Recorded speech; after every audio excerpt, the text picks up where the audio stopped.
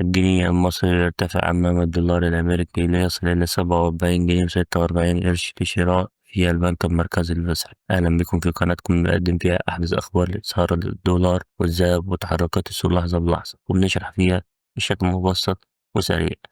يلا بينا نتداول الأسعار كالآتي. بدأ سعر الدولار قدام الجنيه النهاردة بتراجع طفيف في بعض البنوك المصرية، بينما فضل ثابت في البنك المركزي المصري، حيث وصل سعر الشراء 47 جنيه و46 قرش، 47 جنيه و60 قرش للبيع. أما في بنك CIB وصل الدولار 47 جنيه و57 قرش للشراء، بيع 47 جنيه و47 قرش. في بنك مصر وصل الدولار 47 جنيه و47 قرش، بيع 47 جنيه و57 قرش. أما في بنك أبو ظبي التجاري وصل الدولار شراء 47 جنيه و46 قرش، بيع 47 جنيه و56 قرش. لو الفيديو عجبك ما تنساش تعمل لايك وتشترك في القناة عشان يوصلك كل جديد أول بأول عن أسعار الدولار. سلام.